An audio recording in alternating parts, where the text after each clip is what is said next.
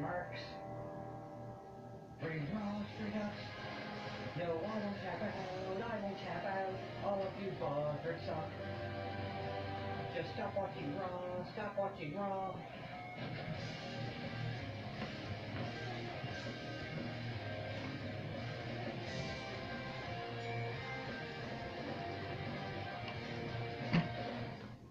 Hey, this is Fanboy Marks Brony. You're tuned into the first live, well, recorded live anyway, video of from right here at CHMR of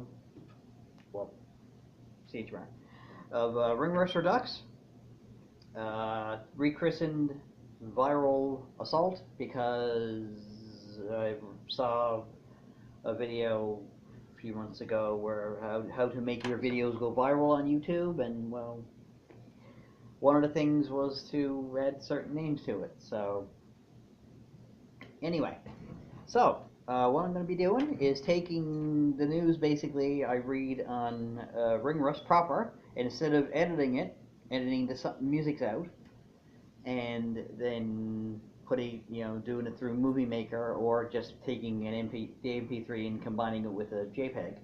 I decided I'm going to sit and record a video here while still at CHMR and go as multimedia as possible, and so here we are. I'm going to be slightly distracted because I got to do various things while I'm doing stuff. So, what we're doing this week, of course, is the paper review of WWE Elimination Chamber on the WWE Network from the T-Mobile Center in Las Vegas Valley in Paradise, Nevada. So what I normally do and I'll be doing other stuff too, but I'll mention that as I'm going. What I normally do, of course, is read a couple of things about the matches and then play a song. But on this, I can't play a song because I'm posting it to YouTube and there's copyright. So, not a problem. So what I'll do is I'll take from the computer here the matches that occurred on Elimination Chamber, read the matches that happened, tell you my thoughts on them, and be like pretty much everybody else. But anyway, so in the pre-show, Luke Gallows and Carl Anderson, who I call Bulletproof because they can't say Bullet Club because gun violence in WWE, kids watching, so don't do it. Stay in school. But they refer to themselves as the Good Brothers, defeated the Miz Taraj, Bo Dallas, and Curtis Axel in 9 minutes of those two teams. So, I mean, I like the Good Brothers / Bulletproof. I like the Miz Taraj too. They all know how to do their job. They're all very entertaining at what they do, and this match was about as much as you could have probably expected from this match. Again, nothing against the people in the match, just it's as much as you could have really. So anyway, moving on. I liked the match. It was enjoyable. So I did predict, because on Ring Rust Redux last week, by the time I finished Ring Rust, they added 2 more matches to the Wikipedia page for Elimination Chamber, and so I previewed the 2 additional matches when I did Ring Rust Redux last week, but I did it from home, so not that it makes a lot of difference. But anyway, so up next, Alexa Bliss defended her Raw Women's Championship in an Elimination Chamber match against Bayley, Mandy Rose, Mickie James, Sasha Banks, and Sonya Deville. So it was the first ever Women's Elimination Chamber match. It was more brutal, I guess, than many would have expected it to be, but then again, many people probably still in the Divas mindset when it comes to women's wrestling, and other people are in the Shimmer mindset when it comes to women's wrestling, and WWE is somewhere in between. Nothing wrong with being somewhere in between, nothing wrong with being divas, and nothing wrong with being legitimate women wrestlers. If either of those things is what you want, go do it. So Alexa Bliss came out on top and defended her title, and defeated Sasha Banks, and very enjoyable match. I liked it quite a lot, and wasn't probably the best Elimination Chamber match, but it certainly wasn't the worst. So next up, we had Cesaro and Sheamus of the Bar defending their Raw Tag Team Championships against Titus Worldwide, Apollo, and Titus O'Neil, with Dana Brooke in their corner. That was one of the two matches that was added after the fact, after Ring Rust last week, when I did Ring Rust Redux. These two matches, like the pre-show match and this match I'm about to talk about now, were both added. So, good solid tag team match. It wasn't really a lot of history. Well, actually, it wasn't any history, was there, really? There wasn't any history. So, and this was the first time that Titus Worldwide were challenging for the tag team titles, which meant they weren't going to win it. Unfortunately. I don't know if there's anyone out there who actually believed they had a chance. Probably not, but no slight against the guys at all. It's just, generally speaking, 99 times out of 100, the first time you challenge for a title, you don't win it. So, that's kind of just how it's been historically in wrestling. Not just WWE, but wrestling in general. So, I did predict that because, yeah, like I said, I usually side with the possibility and probability of the champions retaining their title, because that's just, if nothing else, it's the safest way to go. So, just getting a bit more comfortable. So, next up, Asuka took on Nia Jax, and had Jax won, she would have been added to the Raw Women's Championship match at WrestleMania 34, which Asuka got the number one contendership for by winning the Women's Royal Rumble. So, when I was watching Mixed Match Challenge today also, it mentioned that had Asuka's team, like Asuka and The Miz, been beaten in the Mixed Match Challenge, her undefeated streak would have ended. And it's like, yeah, actually that makes sense, except the way WWE does it, and the way pretty much every other wrestling promotion does it, is when someone's undefeated streak ends, they're undefeated in this kind of match, and then when that ends, and they're undefeated in this other kind of match. So they're just saying it's all or nothing. So once she gets pinned, that's it. She's no longer undefeated, which makes sense, of course, logically. So, fortunately, though, for Asuka and myself, who played some Guns N' Roses today, because my secret girlfriend won her match, and is only a one-on-one match now at WrestleMania. So, it was a decent enough match. It wasn't great, but, nothing against Nia Jax. It's just she's not exactly the greatest wrestler, women or otherwise, out there. So, I still enjoy watching her matches, in as much as, I'm not watching it for the wrestling necessarily. I'm watching it to see her beat at least one other woman up. A lot of times she's like beating up 2 or 3 women. Back when they were trying to establish her as a dominant female who was just going to go out and beat you up. But, then again, she's not like most girls. So, and then we had Woken Matt Hardy defeating Bray Wyatt in this happened for 10 minutes on WWE Elimination Chamber match. Not so much, I guess, I don't care. It's just it's not a feud I'm really emotionally engaged in. I like Bray Wyatt. I like Matt Hardy well enough, but I like Bray Wyatt that much better. And it's unfortunate that Bray Wyatt is losing so many matches, but, he's got a job. He's got a job to do. They ask him to go out there and lose to Matt Hardy because they want Matt Hardy to win the match. Then he says, okay, that's what's happening. And 99 times out of 100, wrestlers don't complain, because 99 times out of 100, wrestlers don't care. It's literally their job. Sometimes it's their job to job. But usually it's not a major issue for a lot of wrestlers. I mean, Zack Ryder has been known to complain about it, and sometimes something positive happens, and sometimes something positive fails to happen, I guess. So now we haven't seen Zack Ryder a bit, so hopefully nothing majorly not positive has happened. And finally, the main event of Elimination Chamber was the men's Elimination Chamber, which Saw Roman Reigns coming out on top of Braun Strowman, Elias, Finn Balor, John Cena, Seth Rollins, and The Miz in a 7-man, usually 6, but because there's 4 pods and 2 people started, but this time they had 3. So they said, well, the women got something historic, so we'll do something historic too. We'll add someone else to the Elimination Chamber because, okay. A lot of people, I assume, a lot of people were expecting Braun Strowman to win. I mean, I was expecting him to win. Wasn't really disappointed. I mean, disappointed, I guess, wouldn't be the right word. I wasn't bothered really by Roman Reigns winning.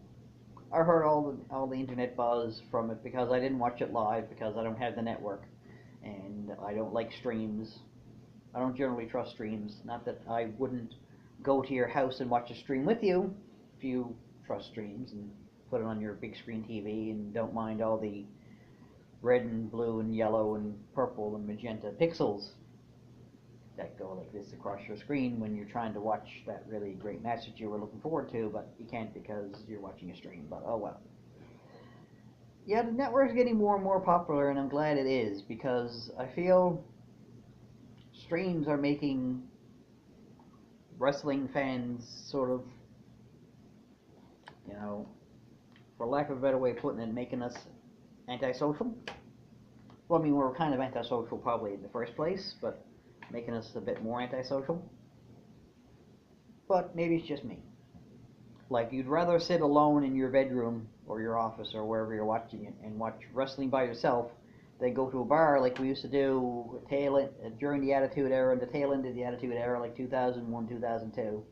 Last time we were doing it here locally, and there's just, the bars aren't showing them anymore. So, because there's the network, people can stay at home and do it. I'd like to stay home myself. I had the network for a while, for a couple of months, but I couldn't really justify continuing to pay for it because I was only watching NXT and pay-per-views. Now, mind you, 205 Live wasn't on at the time, so 205 Live would be an additional benefit to me now, and whatever else they have on there. I mean, I don't know why, but I never checked out the really any of the archive. I don't know why. It was an investment of time, I guess, and I just didn't want to sit down. Also, it was occupying my computer, so I would have not been able to use my computer had I put on the WWE Network and watched it. So, because here in Canada, we can't have the full version of the WWE Network on our TVs. We can only have what Rogers lets us have, because Rogers not controls, I guess, but Rogers and WWE made a deal so that the WWE Network is on Rogers Cable. So, at any rate, that's Elimination Chamber. It was a decent enough show. I enjoyed it. I didn't hate it. I don't think I hated really any part of it. I enjoyed, for various different reasons, I enjoyed every part of it. So, looking forward to the next one. The next one being, of course, the SmackDown brand one. That's, if I may channel someone from Club Kayfabe. Fastlane, vroom, vroom, vroom. And I got a sound effect that I usually play during ring rust, so if I know I'm talking about Fastlane in the future, I'll just play it. But for right now, transitioning between 2 shows. Speaking of Club Kayfabe, The Club Kayfabe Creative Community, my belly is sad. bringing together creative people from all walks of life and giving them a platform to show off their talents. Podcasters, artists, cosplayers, authors. Check out all the information about Club Kayfabe Creative Community at ckcconline.com. And now it's time to get serious. Not that I was really being all that serious. But anyway, so next up, moving on to the preview of the special Crossroads episode of Impact on Pop, coming up this coming week. So there's 5 matches officially, but they're kind of sketchy as to whether or not it's going to happen, so we'll see how that turns out. So, Impact Tag Team Championships are on the line with LAX defending against Cult of Lee. So again, they're challenging for the first time. They're not going to win. Not that I guess I shouldn't say they're definitely not going to win, because that means TNA is like, they're not, are they? They're going to win. So, I'm not going to say they're definitely not going to win, because that's going to be a challenge. Like, someone's going to take that as a slap to the face in TNA, who happens to be from Impact Wrestling who happens to be listening is like, oh, they won't, will they? And so, not going to say for an absolute fact then that they're not going to win. But again, generally speaking, the first time you challenge for a title, you don't win it. I mean, in boxing or MMA or whatever, there's a very real chance because you're actually fighting, for the lack of a better way of putting it. But, you know, and I don't know why I used air quotes, because you are actually fighting in MMA or boxing or kickboxing or karate or whatever. But in wrestling, it's supposed to be perceived, anyway, it's supposed to be presented, I should say, as real fighting. They're really fighting each other. But it's also a predetermined, scripted entertainment, athletic entertainment. So they're actually, yes, ironically enough, having someone win the first time they challenge for a belt would be more realistic for just that reason. But just historically speaking, you don't win in wrestling. You don't win the title the first time you challenge for it. Sure, you can say yes, but for every yes, but there's 20 people who challenged for the title and didn't win it for the first time they challenged for it. You can say Santino Marella, you can say Gail Kim, you can say Edge, or Christian rather, you can say whoever you want who challenged for a title the first time they went for it and they won it. You can say that all you want, but they're the exception to the rule instead of the rule. So, generally speaking, I wouldn't expect, I'd be surprised if Cult of Lee actually won the titles. Let's just say that. So I'm expecting LAX to successfully defend their titles. We'll see how it happens, of course, on next week's episode of Impact. So, next up is title versus title with Taiji Ishimori. Pardon me, I don't speak Japanese all that well. Defending his X Division Championship against Grand Champion Matt Sydal. Having problems with all kinds of names here. So, I would expect, whether or not that's going to happen, I don't know, but I'd expect Matt Sydal would probably come out on top of that one. He seems to be that much bigger a star. I don't know if that's the way they're going to skew it. And I don't know if they want to have Ishimori hold both titles, maybe, instead. Don't know. And I don't know what they're going to do with both belts after one of those two men is then holding both belts. So I don't know if I don't know whether or not they're going to strip whichever man wins it of one of the two belts, or they're going to ask him which belt do you want to keep, or they're going to unify. I'd hate to see them unify the belt, but it's the Grand Championship. It's not really. I mean, if they unify them into the Grand Exhibition Championship or something along those lines, or make the Grand Championship under X Division rules, that could work too. But Grand Championship has its own rules. You fight in like rounds, so that's different. It's interesting.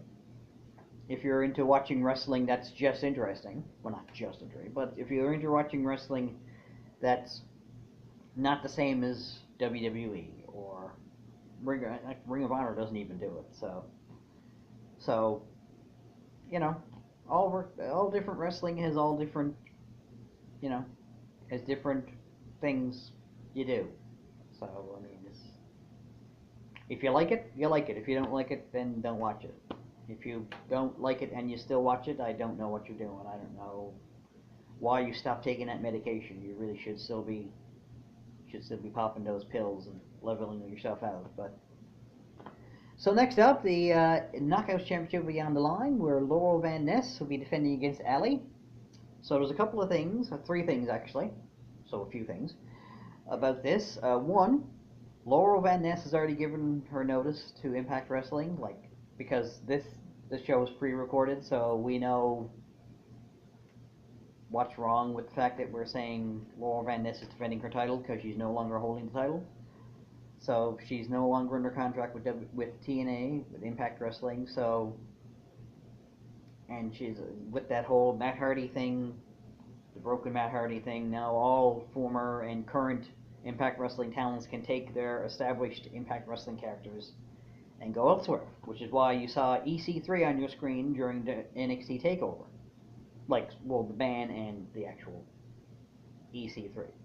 So it's like Eli Drake, who, well, oddly enough, is not on the show this Thursday. But anyway, so, and the second thing wrong with it is that, like I said, it's a pre-recorded show, so we already know Ellie won the title.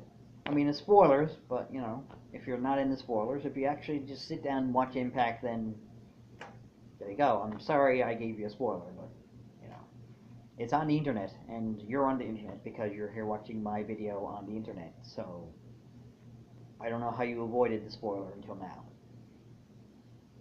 Unless you, like, type into Facebook or whatever to remove things, you type in Impact Wrestling spoilers to filter out of your feed, which is, I think, a thing you can do. I don't know,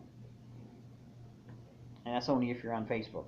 So, and that's if you don't have assholes for friends who say, "Hey, did you know that Allie won the Knockout Championship? Why can I suddenly not see my best friend? It's almost like he blocked me or something." But anyway, so no, actually, well, that's two things of the three. And the third thing is the recent interview that Ali did with the Gorilla Position, which is like, hey, guess what? No.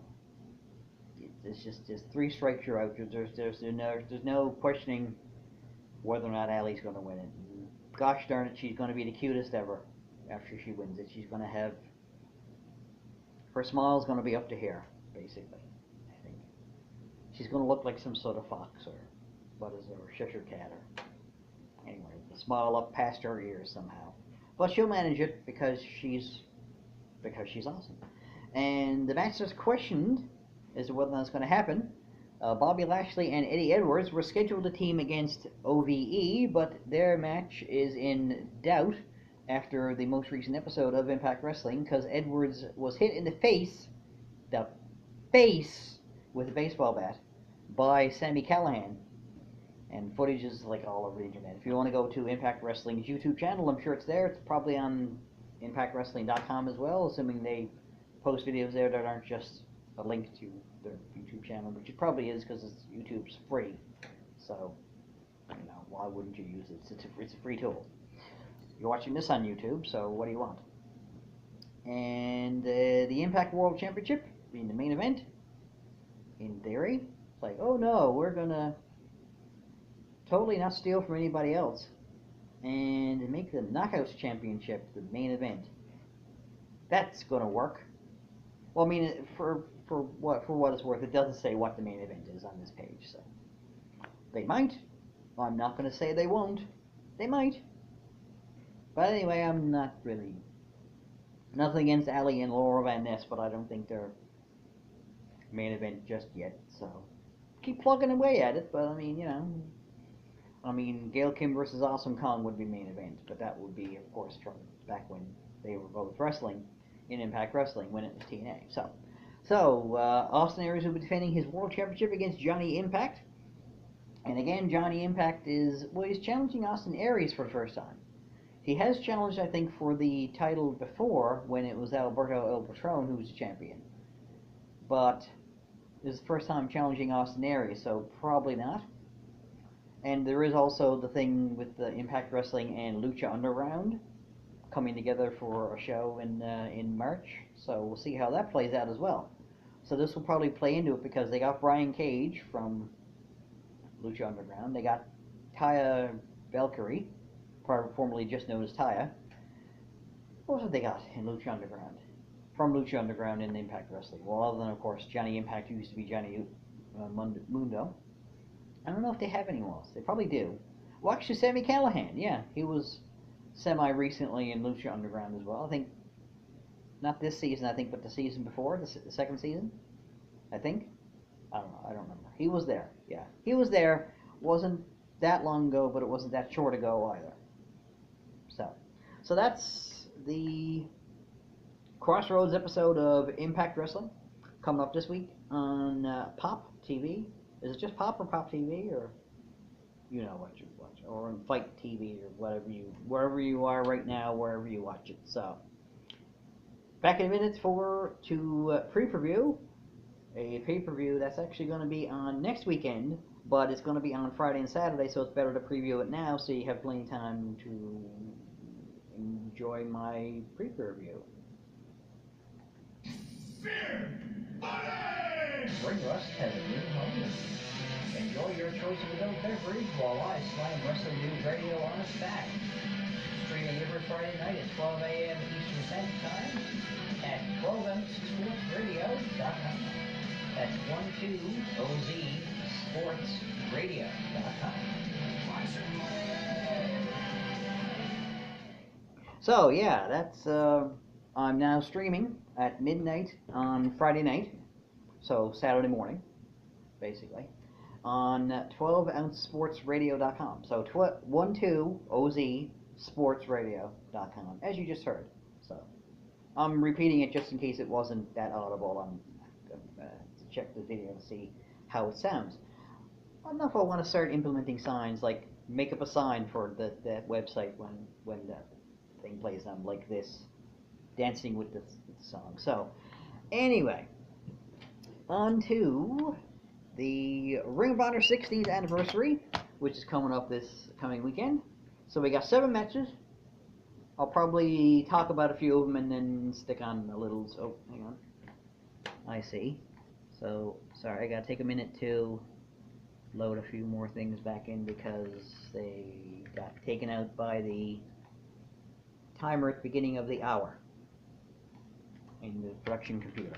So didn't take that into account when I didn't take into account how long the video would go for, and I didn't have quite enough time. But anyway, so the Ring of Honor 16th anniversary is a 2-night professional wrestling event coming to us from Sam's Town Hotel and Gambling Hall in the Las Vegas suburb of Sunrise Manor, Nevada. What's going on with Nevada? There's 2 shows in Nevada. Next weekend and last weekend. Is that? I'm sure it's a coincidence.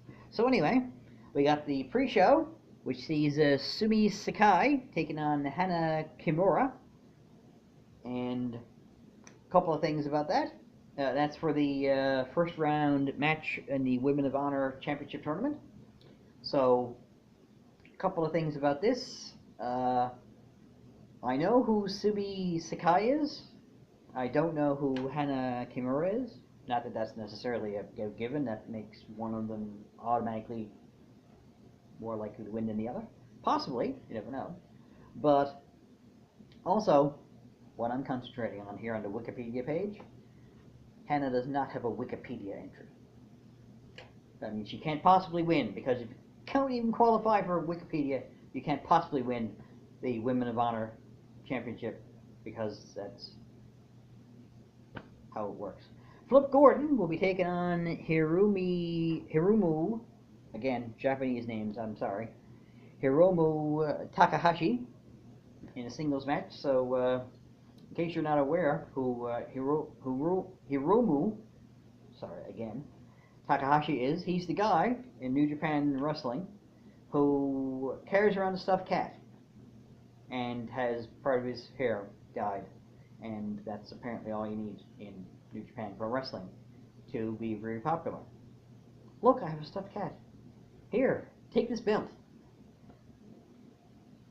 So, I'd halfway expect if Asuka were to show up at the next episode of Raw with a stuffed cat, they'd say, she's got a stuffed cat, give her the belt. And then Alexa Bliss is suddenly, wait a minute, where's my belt? Wait a minute, where's my stuffed cat? And chaos ensues. So, it's going to be a fun match, I think, because Flip Gordon has flip in his name, which means he does a lot of flips, because psychology, and he does actually do a lot of flips. According to Colt Cabana's commentary, he does a lot of flips, and some of the stuff he aren't flips, he tries to make them sound like flips, but that's just, I don't know. And I would expect that Takahashi would probably win that match. I mean, if he can get his whole stuffed cat thing straightened out and not be distracted by all those flips, and you never know. That's going to be my prediction, though, that Takahashi is probably going to win the match. He might not. Not saying he will, not saying he won't. So, next we have the 6-man tag team championships on the line. which sees the Hung Bucks of Adam Page and the Young Bucks of Matt and Nick Jackson defending their titles against SoCal Uncensored, which is Scorpio Sky and the Addiction. Addiction or the Affliction? Anyway. Which is Frankie Kazarian and Christopher Daniels. So, on the most recent episode of, well, the last episode, I should say, not the most recent, but the previous episode of Ring of Honor TV, saw SoCal Uncensored almost win those titles, except for some underhanded shenanigans that Bully Ray was not having any part of, because he was the new Ring of Honor enforcer, and he was going to enforce it, gosh darn it. He didn't come out and say gosh darn it, because I think Dave would have just thrown him at it. It's like, gosh darn. Get him out of here. Cheeseburger, throw him out. How does, what, hey, but, Cheeseburger has no muscles. What did just happen?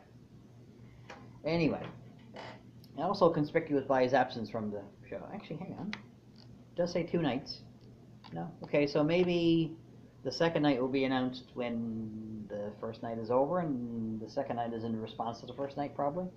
So anyway, it's still a week away, so they might add another show to it. So I expect, like you've known by now, I will be siding with the champions more than likely defending.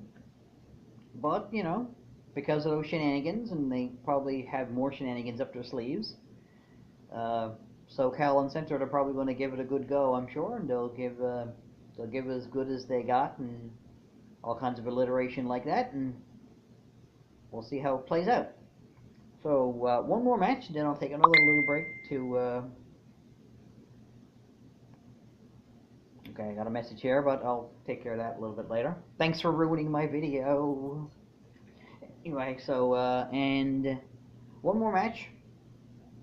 Next up is a Punishment Martinez taking on Marty Scurll in what's listed here as a singles match for a future ROH World Championship match, which is a #1 contendership match. Which takes up less room on the line. #1 contendership match for the Ring of Honor. I'm nitpicking now, I think. So, they're both more or less at the same point, as close to or as far from, I think, the world title as they can possibly be. Would like to see Marty Scurll win it, and even if he doesn't win the title match, you know. Punishment Martinez, I don't know. Not that I don't like him or anything, it's just I think Marty Scurll would probably do better. Well, we'll see. Especially if it's, well, I guess there's no especially. If it's either Dalton Castle or Jay Lethal or whoever else might win it, then, you know. But I think he can have a good match with pretty much anybody who will be the world champion, so there's the hope that Marty Scurll will be the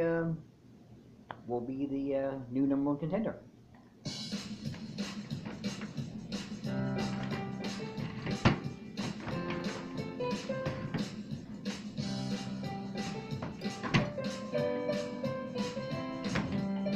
Like me on Facebook, tinyurl.com/ringrust.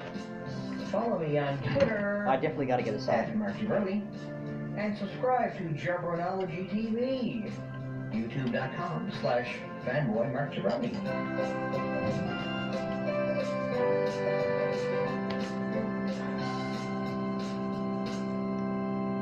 You're going to have to give me a minute. Okay, so back to the Ring of Honor 16th anniversary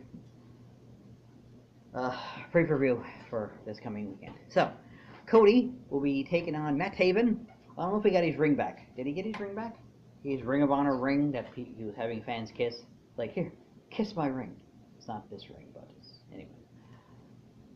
But I don't know if he got the ring back in an episode of Ring of Honor TV. They had a match where both were involved in like a tag team or a 6-man tag match, and the ring was dropped on the floor, so I think he might have gotten it. I don't know. It doesn't say it's for the ring, it's just a singles match, so. Something I heard too if you might be wondering why Cody isn't going by Cody Rhodes anymore, someone suggested that maybe he's being managed by Doc Brown from Back to the Future, because where Cody's going, he doesn't need Rhodes.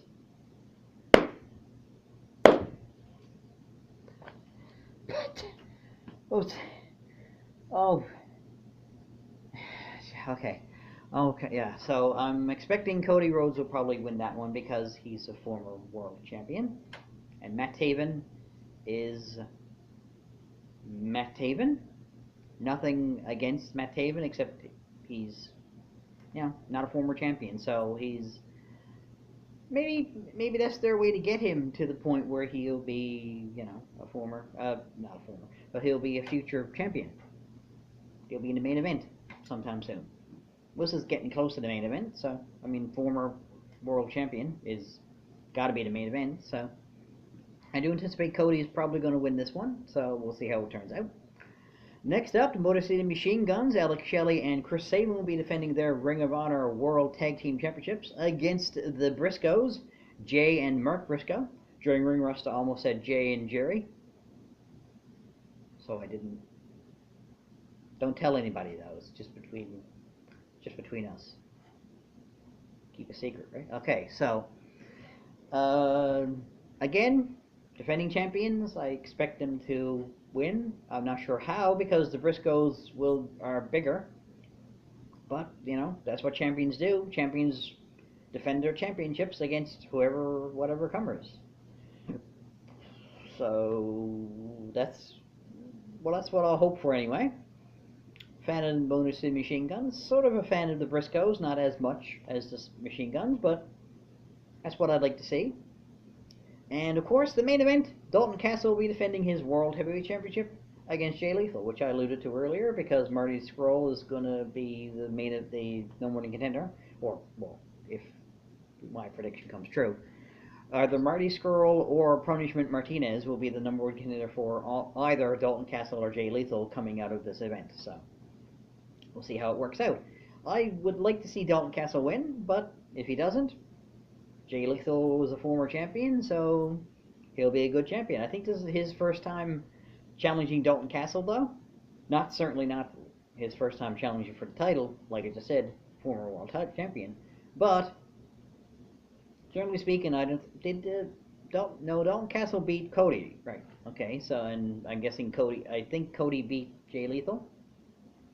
So it's roundabout, sort of circular. Anyway. So I'd like to see Dalton Castle retain.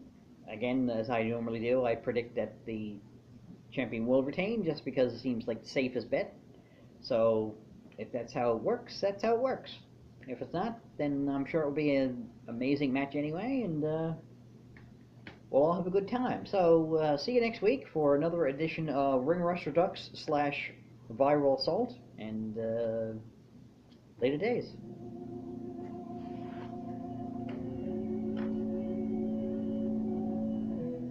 That's it for another show, kiddies. Check me out on Facebook, where you can keep track of all the news that's right on the mark, from around ringside to the latest concerts. See you at the shows. Later days.